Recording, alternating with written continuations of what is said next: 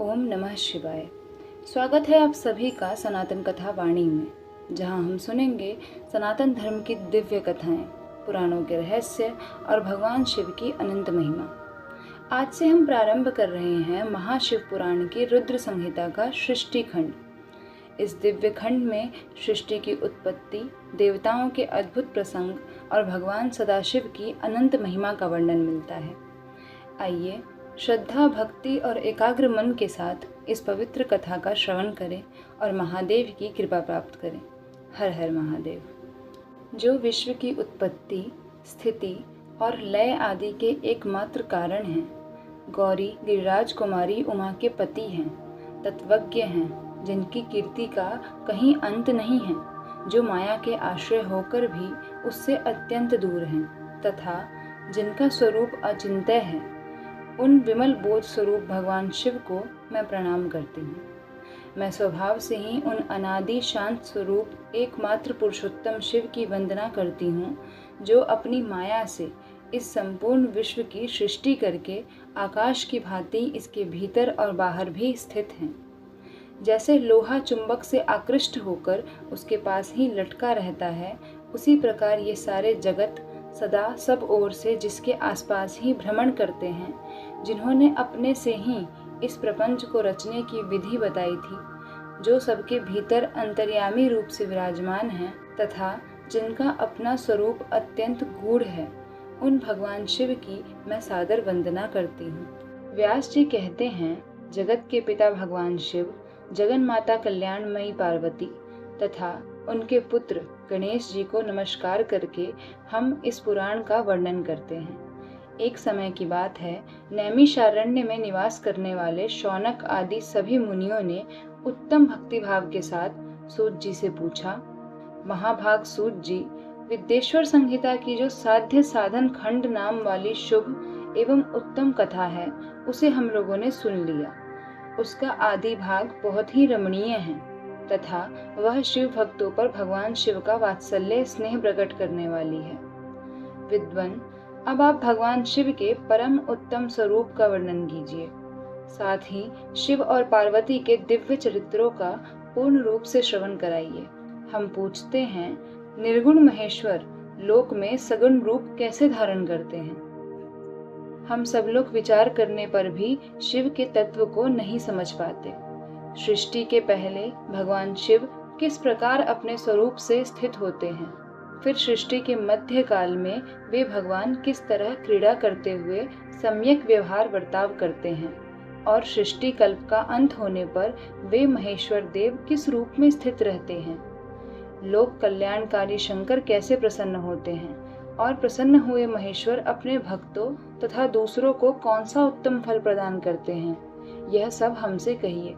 हमने सुना है कि भगवान शिव शीघ्र प्रसन्न हो जाते हैं। वे महान दयालु हैं, इसलिए अपने भक्तों का कष्ट नहीं देख सकते। ब्रह्मा, विष्णु और महेश ये तीन देवता शिव के ही अंग से उत्पन्न हुए हैं। उनके प्राकट्य की कथा तथा उनके विशेष चरित्रों का वर्णन कीजिए। प्रभु, आप उमा के आविर्भाव और विवाह की कथा भी कहिए। प्रभु, आप उमा के आविर्भाव और विवाह की भी कथा कहिए। विशेषतः उनके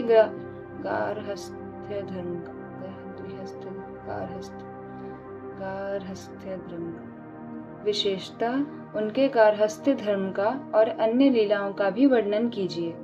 निष्पाप सूत जी, हमारे प्रश्न के उत्तर में आपको ये सब तथा दूसरी बात भी अवश्य कहनी चाहिए। सूत जी ने कहा, मुनीश्वरों, आप लोगों ने बड़ी उत्तम बात पूछी है। भगवान सदाशिव की कथा में आप लोगों की जो आंतरिक निष्ठा हुई है, इसके लिए आप धन्यवाद के पात्र हैं। ब्राह्मणों, भगवान शंकर का गुणानुवाद सात्विक, राजस और तामस तीनों ही प्रकृति के मनुष्यों को सदा आनंद प्रदान करने वाला है। पशुओं की हिंसा करने वाले निष्ठुर कसाई के सिवा दूसरा कौन पुरुष उन गुणानुवाद को सुनने से ऊब सकता है? जिनके मन में कोई तृष्णा नहीं है, ऐसे महात्मा पुरुष भगवान शिव के उन गुणों का गान करते हैं, क्योंकि वह गुणावली संसार रूप रोग की दवा है, मन तथा कानों को प्रिय लगने वाली और संपूर्ण मनोरथों को देने वाली है। ब्राह्मणों, आप लोगों के प्रश्न के अनुसार मैं यथाबुद्धि प्रयत्न पूर्वक शिव लीला का वर्णन करता हूँ। आप आदर पूर्वक सुने। जैसे आप लोग पूछ रहे हैं, उसी प्रकार देवर्षि नारद जी ने शिव रूपी भगवान विष्णु से प्रेरित होकर अपने पिता से पूछा था। अपने पुत्र नारद का प्रश्न सुनकर शिव भक्त ब्रह्मा जी का चित्त प्रसन्न हो गया और वे उन मुनि शिरोमणि को हर्ष प्रदान करते हुए प्रेम पूर्वक भगवान शिव के यश का गान करने लगे। एक समय की बात है, मुनि शिरोमणि विप्रवर नारद जी ने, जो ब्रह्मा जी के पुत्र हैं, विनीत चित्त हो तपस्या में मन लगाया। हिमालय पर्वत में कोई एक गुफा थी जो बड़ी शोभा से संपन्न दिखाई देती थी। उसके निकट देव नदी गंगा निरंतर वेग पूर्वक बहती थी। वहां एक महान दिव्य आश्रम था जो नाना प्रकार की शोभा से सुशोभित था। दिव्यदर्शी नारद जी तपस्या करने के लिए उसी आश्रम में गए। उस गुफा को देखकर मुनिवर नारद जी बड़े प्रसन्न हुए और सुदीर्घ काल तक वहां तपस्या करते रहे। उनका अंतःकरण शुद्ध था। वे दृढ़ता पूर्वक आसन बांधकर मौन हो प्राणायाम पूर्वक समाधि में स्थित हो गए। ब्राह्मणों, उन्होंने वह समाधि लगाई जिसमें ब्रह्म का साक्षात्कार कराने वाला अहम ब्रह्मास्मि अर्थात मैं ब्रह्म हूँ, यह विज्ञान प्रकट होता है। मुनिवर नारद जी जब इस प्रकार तपस्या करने लगे, उस समय ये समाचार पाकर देवराज इंद्र कांप उठे। वे मानसिक संताप से विहल हो गए। ये नारद मुनि मेरा राज्य लेना चाहते हैं। मन ही मन ऐसा सोचकर इंद्र ने उनकी तपस्या में विघ्न डालने के लिए प्रयत्न करने की इच्छा की। उस समय देवराज ने अपने मन से कामदेव का स्मरण किया। स्मरण करते ही कामदेव आ गए। महेंद्र ने उन्हें नारद जी की तपस्या में विघ्न डालने का आदेश दिया। यह आज्ञा पाकर कामदेव वसंत को साथ ले बड़े गर्व से उस स्थान पर गए और अपना उपाय करने लगे। उन्होंने वहां शीघ्र ही अपनी सारी कलाएं रच डाली। वसंत ने भी मदमत्त होकर अपना प्रभाव अनेक प्रकार से प्रकट किया। मुनिवरों, कामदेव और वसंत के अथक प्रयत्न करने पर भी नारद मुनि के चित्त में विकार नहीं उत्पन्न हुआ। महादेव जी के अनुग्रह से उन दोनों का गर्व चूर्ण हो गया। शौनक आदि महर्षियों, ऐसा होने में जो कारण था उसे आदरपूर्वक सुनो। महादेव जी की कृपा से ही नारद मुनि पर कामदेव का कोई प्रभाव नहीं पड़ा। पहले उसी आश्रम में काम शत्रु भगवान शिव ने उत्तम तपस्या की थी और वहीं उन्होंने मुनियों की तपस्या का नाश करने वाले कामदेव को शीघ्र ही भस्म कर डाला था।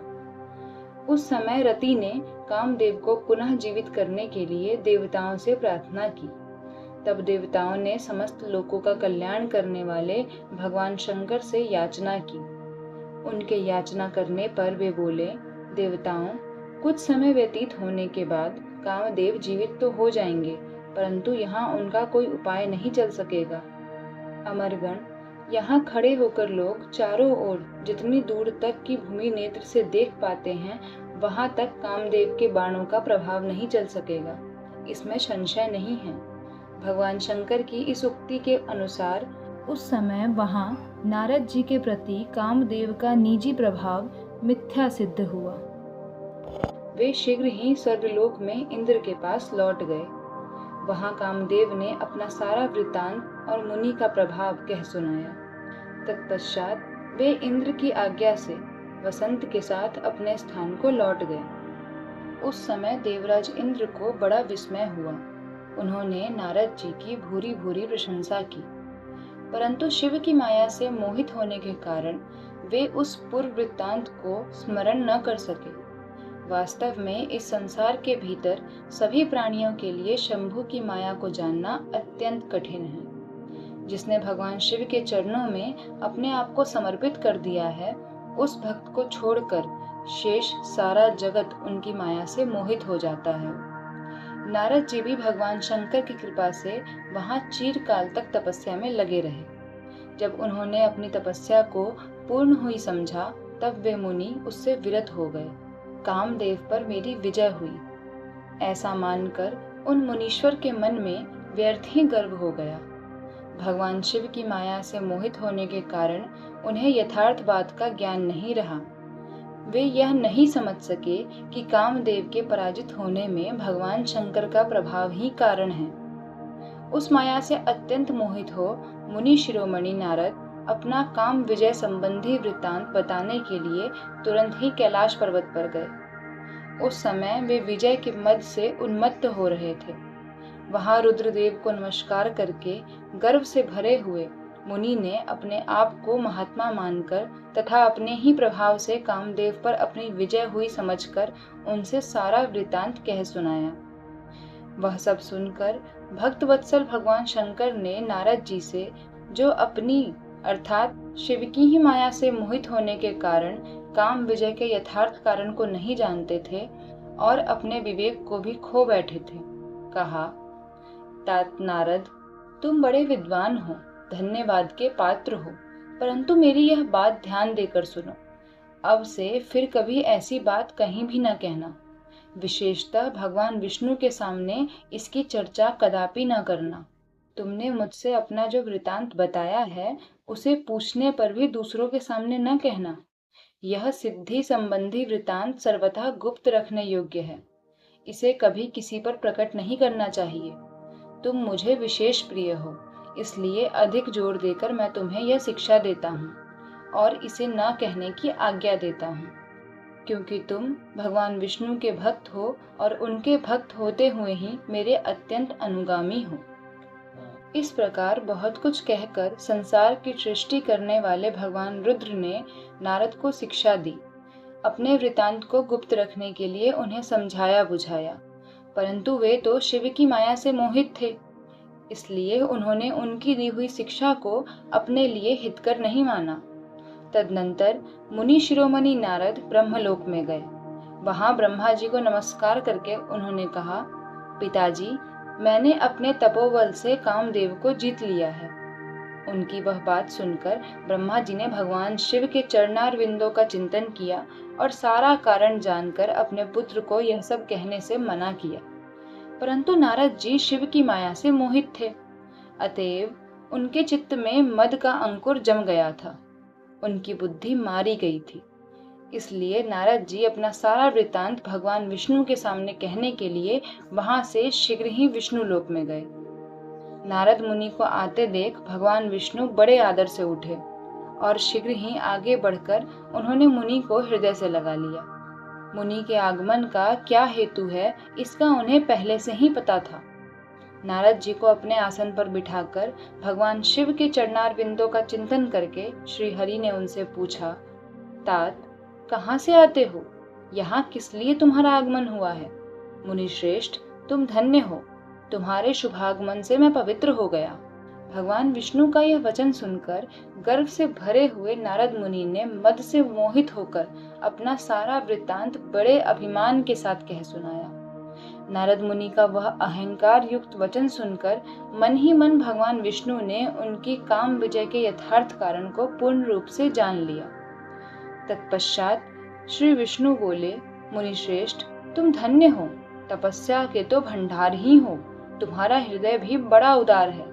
मुने, जिसके भीतर भक्ति, ज्ञान और वैराग्य नहीं होते, उसी के मन में समस्त दुखों को देने वाले काम, मोह आदि विकार शीघ्र उत्पन्न होते हैं। तुम तो नैष्ठिक ब्रह्मचारी हो और सदा ज्ञान वैराग्य से युक्त रहते हो, फिर तुम में काम विकार कैसे आ सकता है? तुम तो जन्म से ही निर्विकार तथा शुद्ध बुद्धि वाले हो। श्री हरि की कही हुई ऐसी बहुत सी बातें सुनकर मुनि शिरोमणि नारद जोर जोर से हंसने लगे और मन ही मन भगवान को प्रणाम करके इस प्रकार बोले, स्वामिन, जब मुझ पर आपकी कृपा है तब बेचारा कामदेव अपना क्या प्रभाव दिखा सकता है? ऐसा कहकर भगवान के चरणों में मस्तक झुकाकर इच्छा अनुसार विचरने वाले नारद मुनि वहां से चले गए। सूत जी कहते हैं, महर्षियों, जब नारद मुनि इच्छा अनुसार वहां से चले गए तब भगवान शिव की इच्छा से माया विशारद श्री हरि ने तत्काल अपनी माया प्रकट की। उन्होंने मुनि के मार्ग में एक विशाल नगर की रचना की जिसका विस्तार 100 योजन था। वह अद्भुत नगर बड़ा ही मनोहर था। भगवान ने उसे अपने वैकुंठ लोक से भी अधिक रमणीय बनाया था। नाना प्रकार की वस्तुएं उस नगर की शोभा बढ़ाती थी। वहाँ स्त्रियों और पुरुषों के लिए बहुत से विहार स्थल थे। वह श्रेष्ठ नगर चारों वर्णों के लोगों से भरा था। वहाँ शील निधि नामक ऐश्वर्यशाली राजा राज्य करते थे। वे अपनी पुत्री का स्वयंवर करने के लिए उद्यत थे। अतः उन्होंने महान उत्सव का आयोजन किया।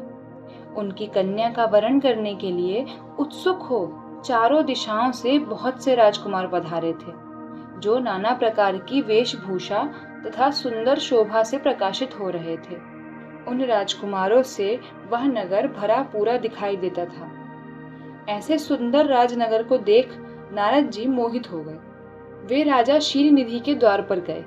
मुनि शिरोमणि नारद को आया देख महाराज शील निधि ने श्रेष्ठ रत्नमय सिंहासन पर बिठाकर उनका पूजन किया। तत्पश्चात अपनी सुंदरी कन्या को, जिसका नाम श्रीमती था, बुलवाया और उससे नारद जी के चरणों में प्रणाम करवाया। उस कन्या को देखकर नारद मुनि चकित हो गए और बोले, राजन, यह देवकन्या के समान सुंदरी महाभागा कन्या कौन है? उनकी यह बात सुनकर राजा ने हाथ जोड़कर कहा, मुनि, ये मेरी पुत्री है। इसका नाम श्रीमती है। अब इसके विवाह का समय आ गया है। यह अपने लिए सुंदर वर चुनने के निमित्त स्वयंवर में जाने वाली है। इसमें सब प्रकार के शुभ लक्षण लक्षित होते हैं। महर्षि, आप इसका भाग्य बताइए। राजा के इस प्रकार पूछने पर काम से विहल हुए मुनिश्रेष्ठ नारद उस कन्या को प्राप्त करने की इच्छा मन में लिए राजा को संबोधित करके इस प्रकार बोले, भूपाल, आपकी यह पुत्री समस्त शुभ लक्षणों से संपन्न है, परम सौभाग्यवती है। अपने महान भाग्य के कारण यह धन्य है और साक्षात लक्ष्मी की भांति समस्त गुणों की आगार है। इसका भावी पति निश्चय ही भगवान शंकर के समान वैभवशाली, सर्वेश्वर, किसी से पराजित न होने वाला, वीर, काम विजयी तथा संपूर्ण देवताओं में श्रेष्ठ होगा। ऐसा कहकर राजा से विदा ले इच्छा अनुसार विचरने वाले नारद मुनि वहां से चल दिए। वे काम के वशीभूत हो गए थे। शिव की माया ने उन्हें विशेष मोह में डाल दिया था। वे मुनि मन ही मन सोचने लगे कि मैं इस राजकुमारी को कैसे प्राप्त करूं? स्वयंवर में आए हुए नरेशों में से सबको छोड़कर यह एकमात्र मेरा ही वरण करे, यह कैसे संभव हो सकता है? समस्त नारियों को सौंदर्य सर्वथा प्रिय होता है। सौंदर्य को देखकर ही वह प्रसन्नता पूर्वक मेरे अधीन हो सकती है, इसमें संशय नहीं है। ऐसा विचार कर काम से विहल हुए मुनिवर नारद भगवान विष्णु का रूप ग्रहण करने के लिए तत्काल उनके लोक में जा पहुंचे। वहां भगवान विष्णु को प्रणाम करके वे इस प्रकार बोले, भगवान, मैं एकांत में आपसे अपना सारा वृतांत कहूंगा। तब बहुत अच्छा कहकर लक्ष्मीपति श्रीहरि नारद जी के साथ एकांत में जा बैठे और बोले, मुने, अब आप अपनी बात कहिए। तब नारद जी ने कहा, भगवान, आपके भक्त जो राजा शील निधि हैं, वे सदा धर्म पालन में तत्पर रहते हैं। उनकी एक विशाल लोचना कन्या है जो बहुत ही सुंदरी है। उसका नाम श्रीमती है। वह विश्व मोहिनी के रूप में विख्यात है और तीनों लोकों में सबसे अधिक सुंदरी है।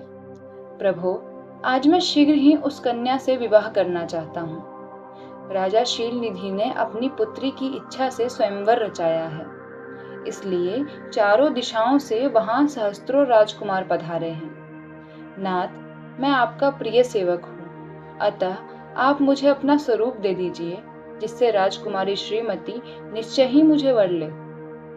सूत जी कहते हैं, महर्षियों, नारद मुनि की ऐसी बात सुनकर भगवान मधुसूदन हंस पड़े और भगवान शंकर के प्रभाव का अनुभव करके उन दयालु प्रभु ने उन्हें इस प्रकार उत्तर दिया, मुने, तुम अपने अभिष्ट स्थान को जाओ। मैं उसी तरह तुम्हारा हित साधन करूंगा जैसे श्रेष्ठ वैद्य अत्यंत पीड़ित रोगी का करता है, क्योंकि तुम मुझे विशेष प्रिय हो।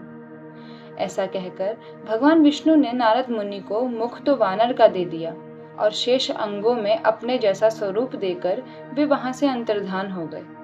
भगवान की पूर्वोक्त बात सुनकर और उनका मनोहर रूप प्राप्त हो गया समझकर नारद मुनि को बड़ा हर्ष हुआ। वे अपने को कृतकृत्य मानने लगे। भगवान ने क्या प्रयत्न किया है, इसको वे समझ ना सके। तदनंतर मुनिश्रेष्ठ नारद शीघ्र ही उस स्थान पर जा पहुंचे जहां राजा शीलनिधि ने राजकुमारों से भरी हुई स्वयंवर सभा का आयोजन किया था। विप्रवरों, राजपुत्रों से घिरी हुई वह दिव्य स्वयंवर सभा दूसरी इंद्र सभा के समान अत्यंत शोभा पा रही थी। नारद जी उस राजसभा में जा बैठे और वहां बैठकर प्रसन्न मन से बार बार यही सोचने लगे कि मैं भगवान विष्णु के समान रूप धारण किए हूँ, अतः वह राजकुमारी अवश्य ही मेरा वरण करेगी, दूसरे का नहीं। मुनिश्रेष्ठ नारद को यह ज्ञात ही नहीं था कि मेरा मुंह कितना कुरूप है। उस सभा में बैठे हुए सब मनुष्यों ने मुनि को उनके पूर्व रूप में ही देखा। राजकुमार आदि कोई भी उनके रूप परिवर्तन के रहस्य को न जान सके। वहां नारद जी की रक्षा के लिए भगवान रुद्र के 2 पार्षद आए थे, जो ब्राह्मण का रूप धारण करके गूढ़ भाव से वहां बैठे थे। वे ही नारद जी के रूप परिवर्तन के उत्तम भेद को जानते थे। मुनि को कामावेश से मूढ़ हुआ जान वे दोनों पार्षद उनके निकट गए और आपस में बातचीत करते हुए उनकी हंसी उड़ाने लगे। परंतु मुनि तो काम से विहल हो रहे थे, अतः उन्होंने उनकी यथार्थ बात भी अनसुनी कर दी। वे मोहित हो श्रीमती को प्राप्त करने की इच्छा से उसके आगमन की प्रतीक्षा करने लगे। इसी बीच में वह सुंदरी राजकन्या स्त्रियों से घिरी हुई अंतःपुर से वहां आई। उसने अपने हाथों में सोने की एक सुंदर माला ले रखी थी। वह शुभ लक्षणा राजकुमारी स्वयंवर के मध्य भाग में लक्ष्मी के समान खड़ी हुई अपूर्व शोभा पा रही थी। उत्तम व्रत का पालन करने वाली वह भूप कन्या माला हाथ में लेकर अपने मन के अनुरूप वर का अन्वेषण करती हुई सारी सभा में भ्रमण करने लगी। नारद मुनि का भगवान विष्णु के समान शरीर और वानर जैसा मुंह देखकर वह कुपित हो गई और उनकी ओर से दृष्टि हटाकर प्रसन्न मन से दूसरी ओर चली गई। स्वयंवर सभा में अपने मनोवांछित वर को न देखकर वह भयभीत हो गई। राजकुमारी उस सभा के भीतर चुपचाप खड़ी रह गई।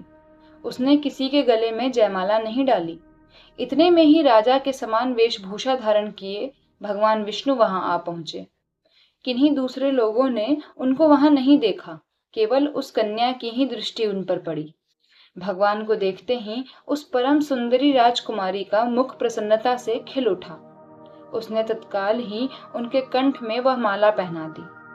राजा का रूप धारण करने वाले भगवान विष्णु उस राजकुमारी को साथ लेकर तुरंत अदृश्य हो गए और अपने धाम जा पहुंचे। इधर सब राजकुमार श्रीमती की ओर से निराश हो गए।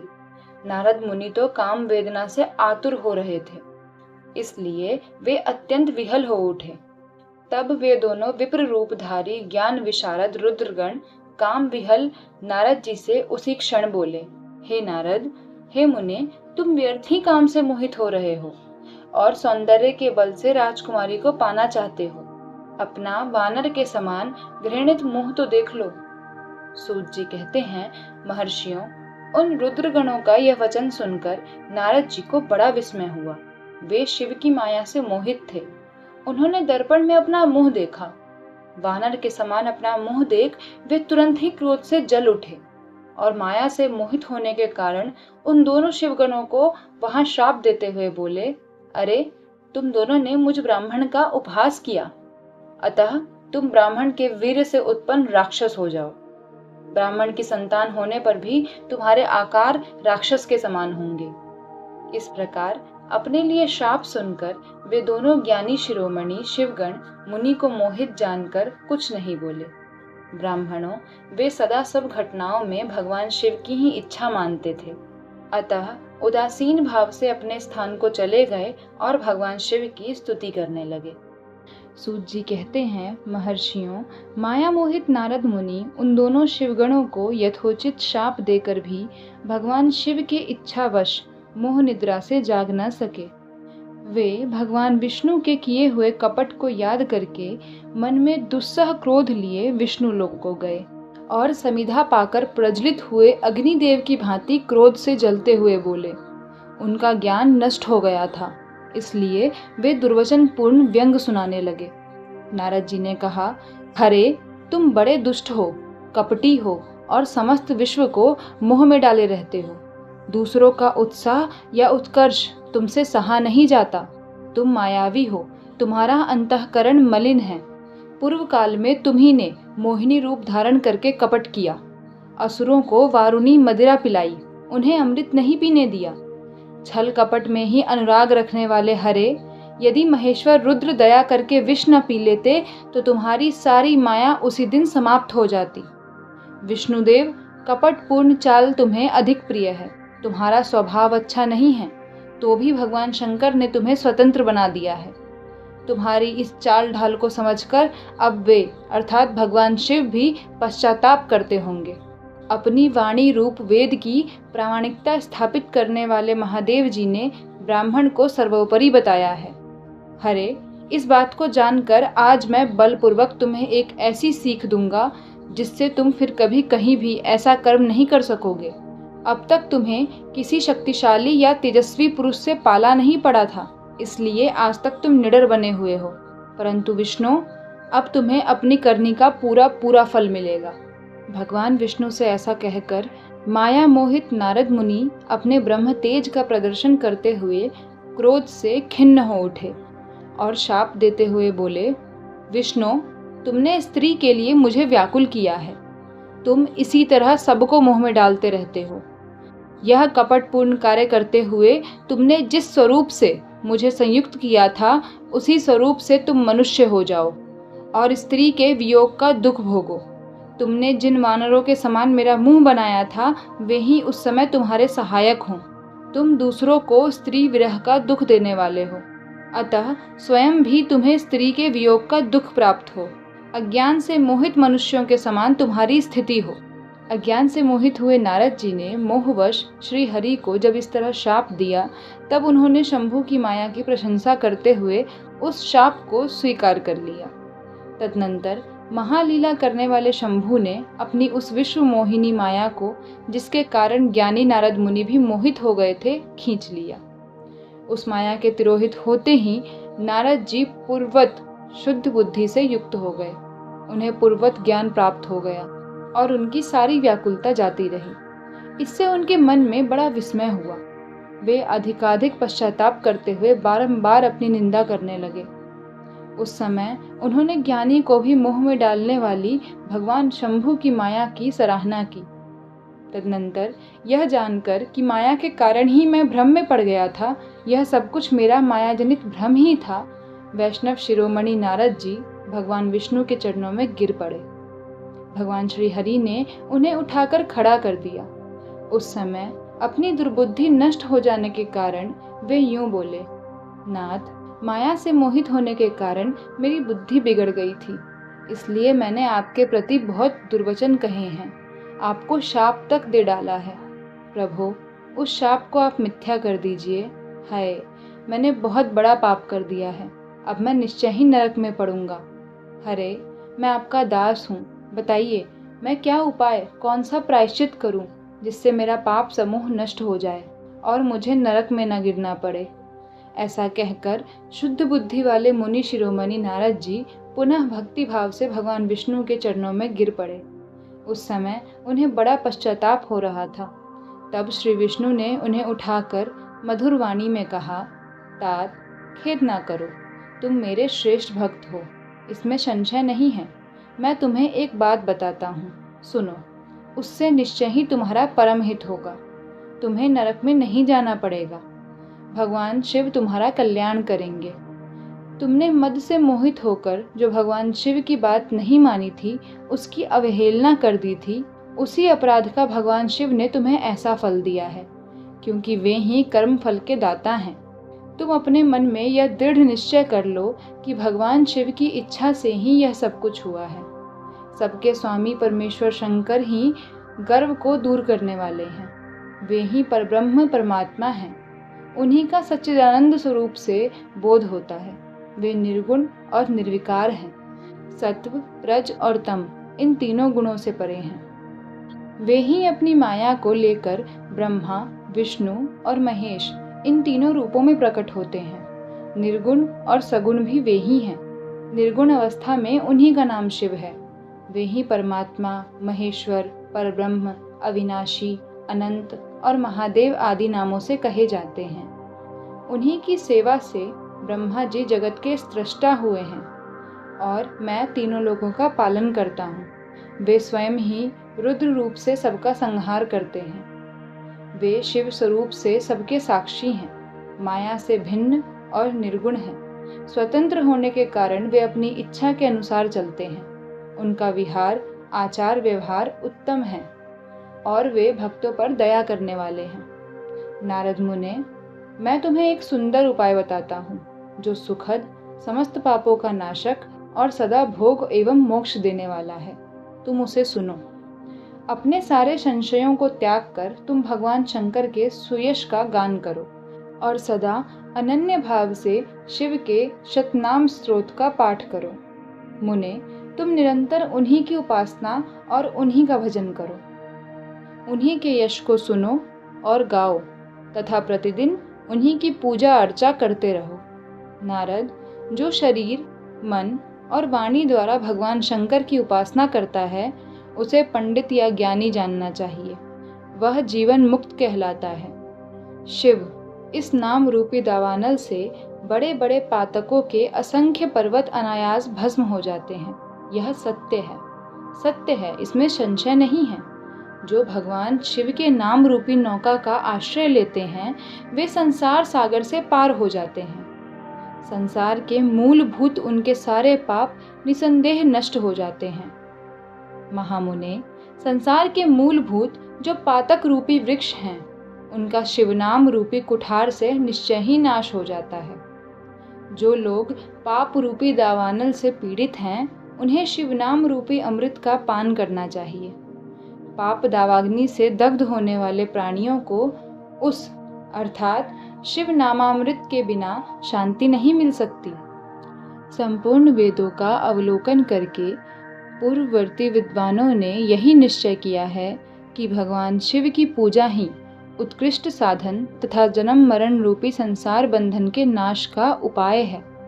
आज से यत्नपूर्वक सावधान रहकर विधि विधान के साथ भक्ति भाव से नित्य निरंतर जगदम्बा पार्वती सहित महेश्वर सदाशिव का भजन करो।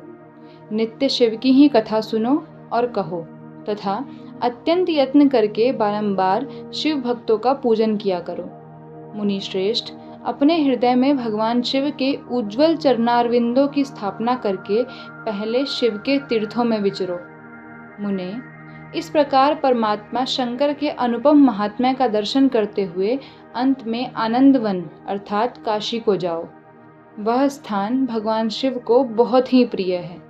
वहाँ भक्ति पूर्वक विश्वनाथ जी का दर्शन पूजन करो।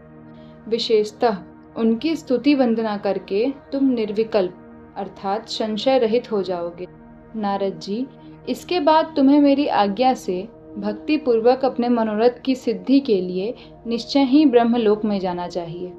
वहाँ अपने पिता ब्रह्मा जी की विशेष रूप से स्तुति वंदना करके तुम्हें प्रसन्नता पूर्ण हृदय से बारंबार शिव महिमा के विषय में प्रश्न करना चाहिए। ब्रह्मा जी शिव भक्तों में श्रेष्ठ हैं। वे तुम्हें बड़ी प्रसन्नता के साथ भगवान शंकर का महात्म्य और शतनाम स्तोत्र सुनाएंगे। मुने, आज से तुम शिव आराधन में तत्पर रहने वाले शिव भक्त हो जाओ और विशेष रूप से मोक्ष के भागी बनो। भगवान शिव तुम्हारा कल्याण करेंगे। इस प्रकार प्रसन्नचित हुए भगवान विष्णु नारद मुनि को प्रेम पूर्वक उपदेश देकर श्री शिव का स्मरण, वंदन और स्तवन करके वहां से अंतर्धान हो गए। सूत जी कहते हैं, महर्षियों, भगवान श्री हरि के अंतर्धान हो जाने पर मुनि श्रेष्ठ नारद शिवलिंगों का भक्तिपूर्वक दर्शन करते हुए पृथ्वी पर विचरने लगे। ब्राह्मणों, भूमंडल पर घूम फिर कर उन्होंने भोग और मोक्ष देने वाले बहुत से शिवलिंगों का प्रेम पूर्वक दर्शन किया। दिव्यदर्शी नारद जी भूतल के तीर्थों में विचर रहे हैं और इस समय उनका चित्त शुद्ध है। यह जानकर वे दोनों शिवगण उनके पास गए। वे उनके दिए हुए शाप से उद्धार की इच्छा रखकर वहां गए थे। उन्होंने आदर पूर्वक मुनि के दोनों पैर पकड़ लिए और मस्तक झुकाकर भली भांति प्रणाम करके शीघ्र ही इस प्रकार कहा, ब्रह्मण, हम दोनों शिव के गण हैं। मुने, हमने ही आपका अपराध किया है। राजकुमारी श्रीमती के स्वयंवर में आपका चित्त माया से मोहित हो रहा था। उस समय परमेश्वर की प्रेरणा से आपने हम दोनों को शाप दे दिया। वहाँ कुसमय जानकर हमने चुप रह जाना ही अपनी जीवन रक्षा का उपाय समझा। इसमें किसी का दोष नहीं है, हमें अपने कर्म का ही फल प्राप्त हुआ है। प्रभु, अब आप प्रसन्न होइए और हम दोनों पर अनुग्रह कीजिए। नारद जी ने कहा, आप दोनों महादेव जी के गण हैं और सत्पुरुषों के लिए परम सम्माननीय हैं। अतः मेरे मोह रहित एवं सुखदायक यथार्थ वचन को सुनिए। पहले निश्चय ही मेरी बुद्धि भ्रष्ट हो गई थी, बिगड़ गई थी और मैं सर्वथा मोह के वशीभूत हो गया था। इसलिए आप दोनों को मैंने शाप दे दिया। शिवगणों, मैंने जो कुछ कहा है वह वैसा ही होगा, तथापि मेरी बात सुनिए। मैं आपके लिए शापोद्धार की बात बता रहा हूँ। आप लोग आज मेरे अपराध को क्षमा कर दें। मुनिवर विश्रवा के वीर से जन्म ग्रहण करके आप संपूर्ण दिशाओं में प्रसिद्ध कुंभकर्ण और रावण राक्षस राज का पद प्राप्त करेंगे और बलवान, वैभव से युक्त तथा परम प्रतापी होंगे। समस्त ब्रह्मांड के राजा होकर शिव भक्त एवं जितेंद्रिय होंगे और शिव के ही दूसरे स्वरूप श्री विष्णु के हाथों मृत्यु पाकर फिर अपने पद पर प्रतिष्ठित हो जाएंगे। सूत जी कहते हैं, महर्षियों, महात्मा नारद मुनि की ये बात सुनकर वे दोनों शिवगण प्रसन्न हो सानंद से अपने स्थान को लौट गए। श्री नारद जी भी अत्यंत आनंदित हो अनन्य भाव से भगवान शिव का ध्यान तथा शिव तीर्थों का दर्शन करते हुए बारंबार भूमंडल में विचरने लगे। अंत में वे सबके ऊपर विराजमान शिव प्रिया काशीपुरी में गए, जो शिव स्वरूपिणी एवं शिव को सुख देने वाली है। काशीपुरी का दर्शन करके नारद जी कृतार्थ हो गए। उन्होंने भगवान काशीनाथ का दर्शन किया और परम प्रेम एवं परमानंद से युक्त हो उनकी पूजा की।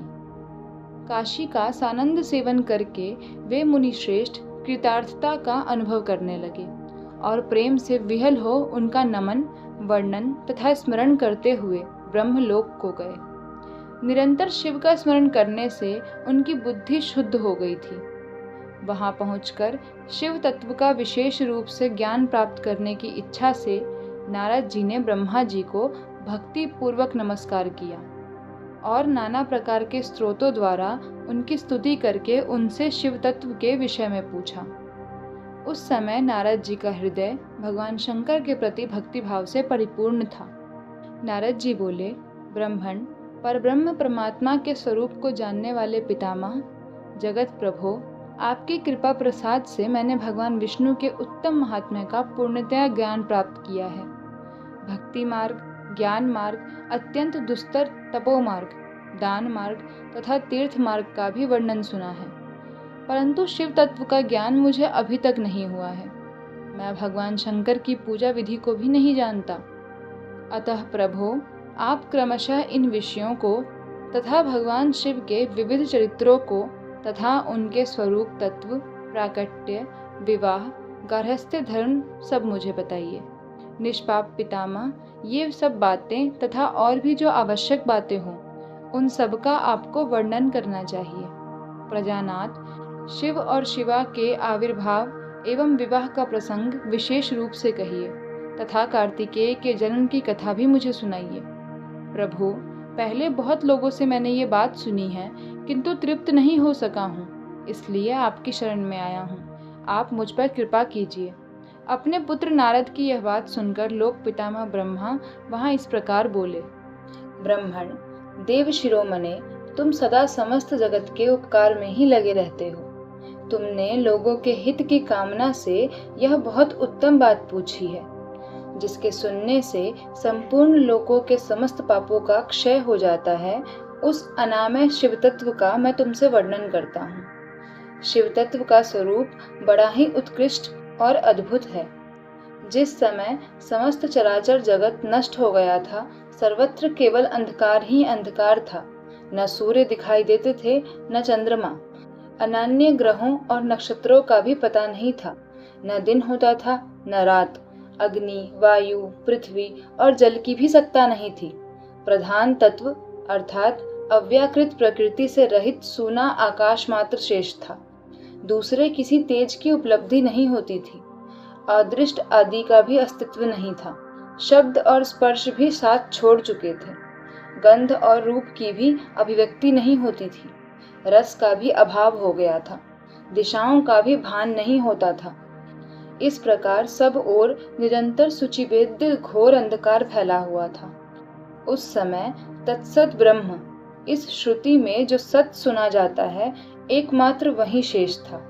जब यह वह ऐसा जो इत्यादि रूप से निर्दिष्ट होने वाला भावात्मक जगत नहीं था, उस समय एकमात्र वह सत ही शेष था, जिसे योगीजन अपने हृदयाकाश के भीतर निरंतर देखते हैं। वह सतत्व मन का विषय नहीं है, वाणी की भी वहां तक पहुंच नहीं होती। वह नाम तथा रूप रंग से भी शून्य है। वह न स्थूल है और न कृश, न हर्स्व है और न दीर्घ, तथा न लघु है न गुरु। उसमें न कभी वृद्धि होती है न ह्रास। श्रुति भी उसके विषय में चकित भाव से है इतना ही कहती है, अर्थात उसकी सत्ता मात्र का ही निरूपण कर पाती है, उसका कोई विशेष विवरण देने में असमर्थ हो जाती है। वह सत्य, ज्ञान स्वरूप, अनंत, परमानंदमय, परम ज्योति स्वरूप, अप्रमेय, आधार रहित, निर्विकार, निराकार, निर्गुण, योगी गम्य, सर्वव्यापी, सबका एकमात्र कारण, निर्विकल्प, निरारंभ, माया शून्य, उपद्रव रहित, अद्वितीय, अनादि, अनंत, संकोच विकास से शून्य तथा चिन्मय है।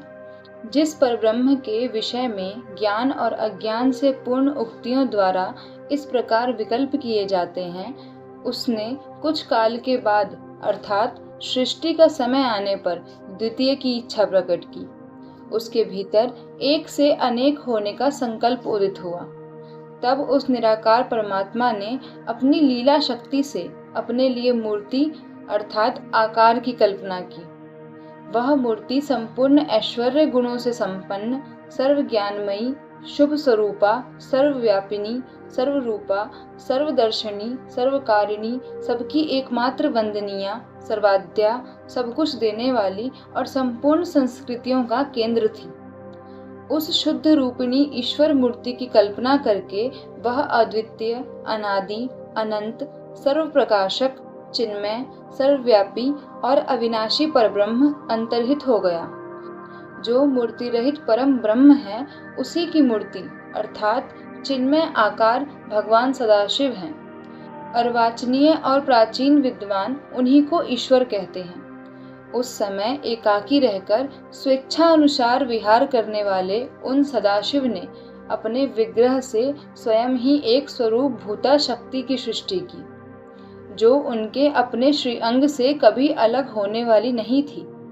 उस पराशक्ति को प्रधान, प्रकृति, गुणवती, माया, बुद्धि तत्व की जननी तथा विकार रहित बताया गया है। वह शक्ति अंबिका कही गई। उसी को प्रकृति, सर्वेश्वरी, त्रिदेव जननी, नित्या और मूल कारण भी कहते हैं। सदाशिव द्वारा प्रकट की गई उस शक्ति के 8 भुजाएं हैं। उस शुभ लक्षणा देवी के मुख की शोभा विचित्र है।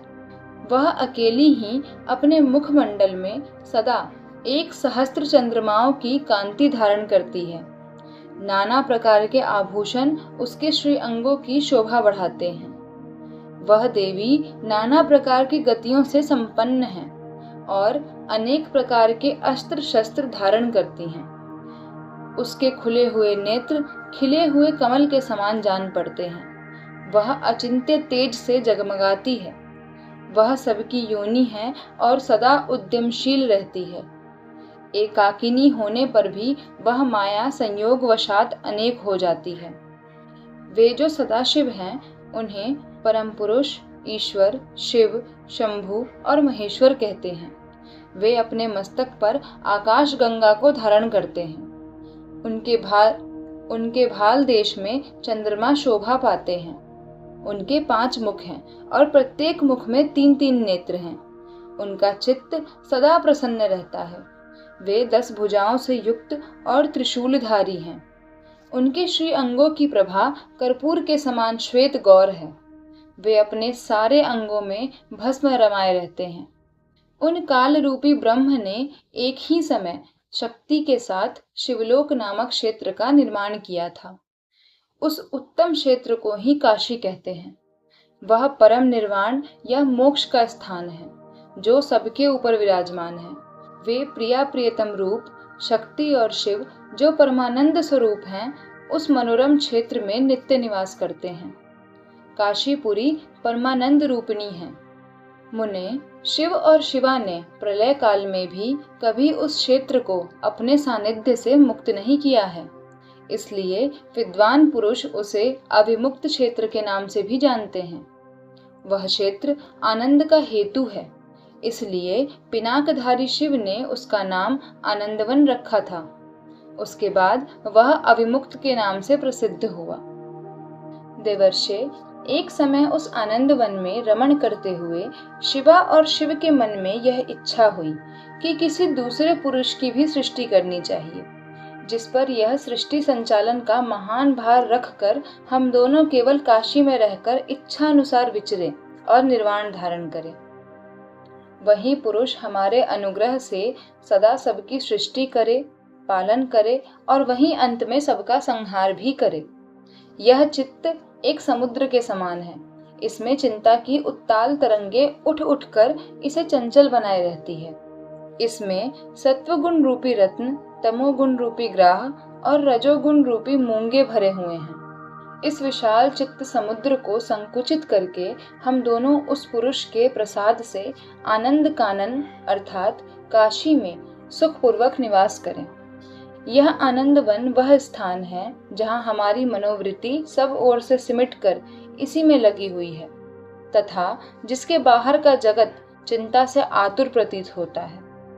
ऐसा निश्चय करके शक्ति सहित सर्वव्यापी परमेश्वर शिव ने अपने वाम भाग के 10वें अंग पर अमृत मल लिया।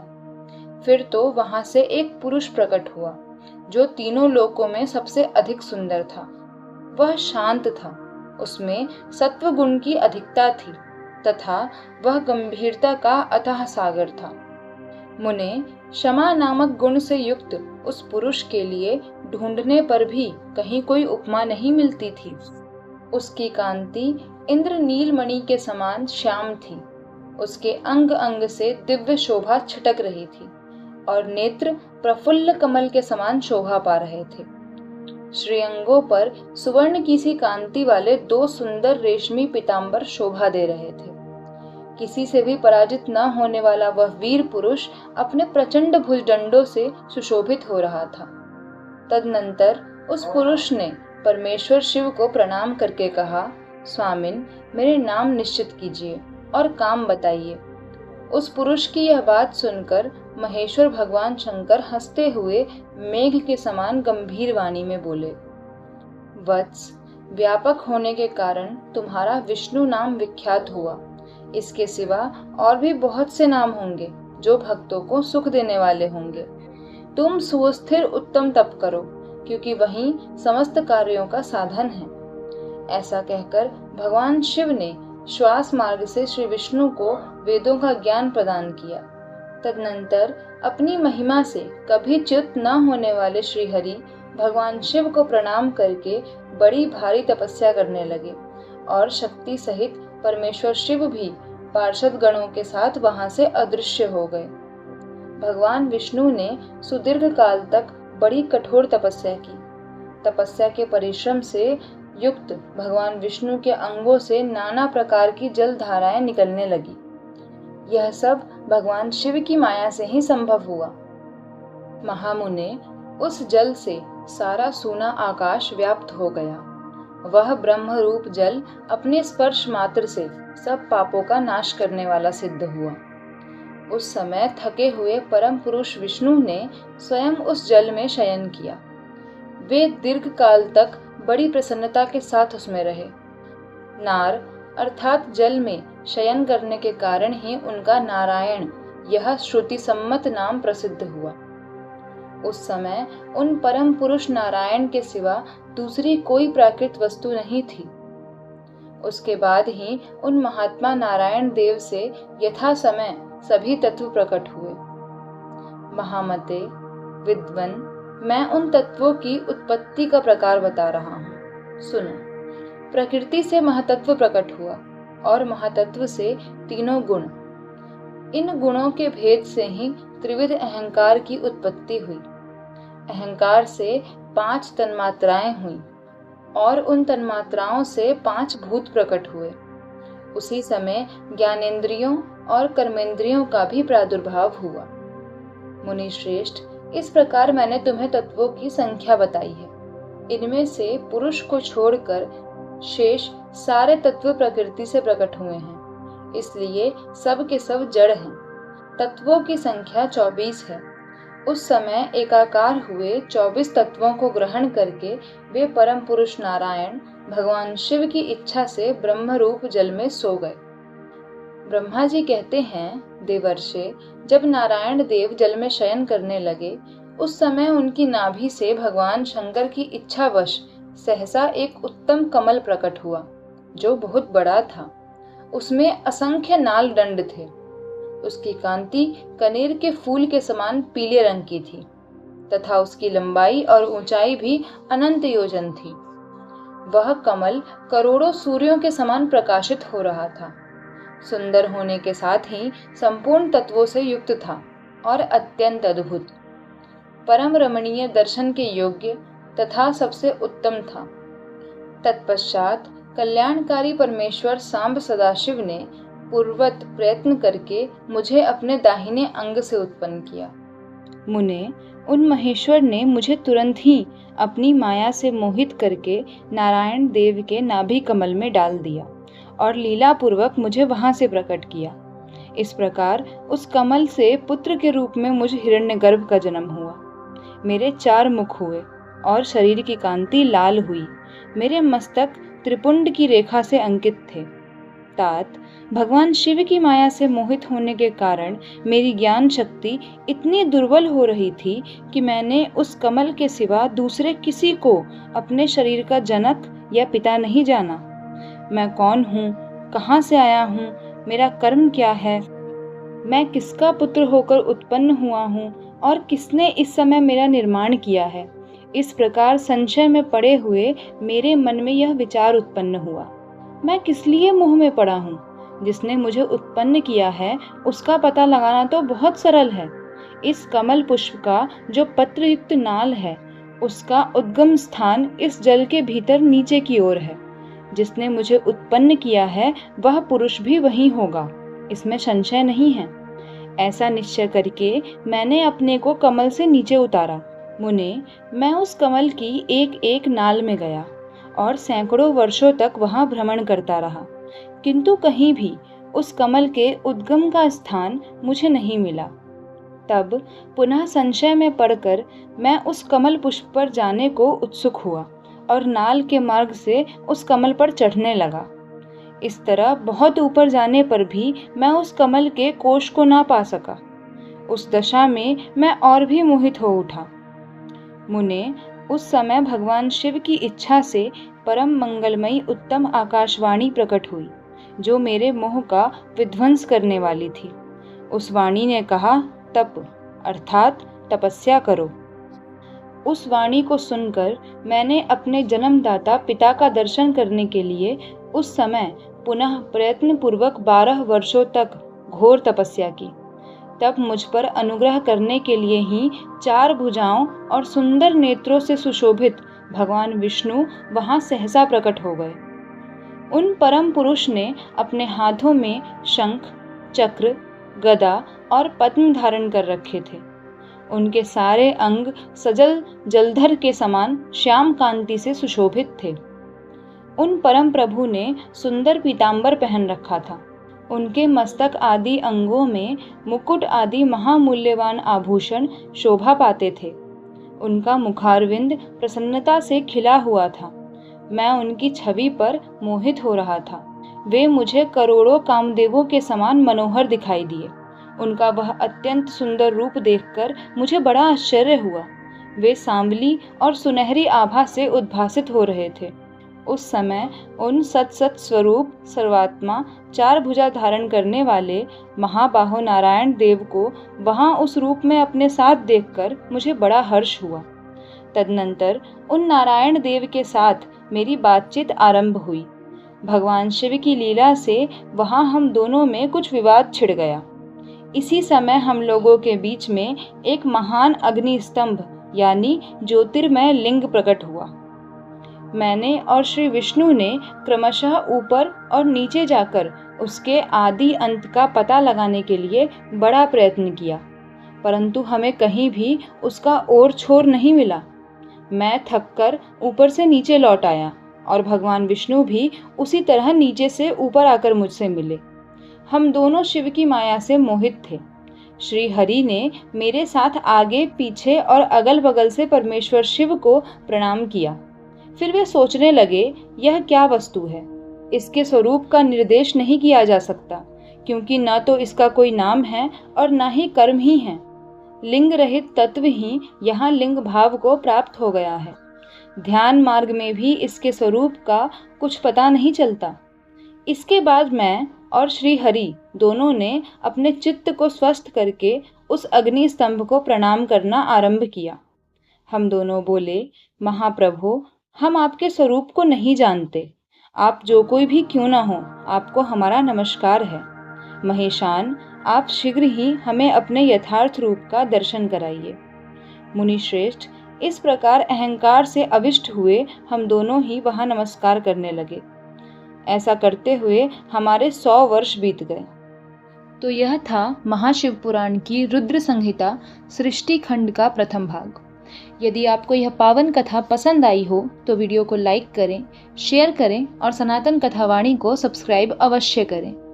आने वाले अगले भाग में कथा और भी रोचक रूप लेगी, जहां हम जानेंगे कि भगवान शिव ने ब्रह्मा और विष्णु को किस प्रकार अपने दिव्य स्वरूप के दर्शन दिए। साथ ही भगवान शिव के प्राकट्य से जुड़े पावन प्रसंग और शिव पूजन की विधि तथा उसके फल का भी वर्णन सुनेंगे। तो इस दिव्य कथा के अगले भाग के लिए सनातन कथावाणी से जुड़े रहिए। तब तक भगवान शिव का स्मरण करते रहिए। हर हर महादेव।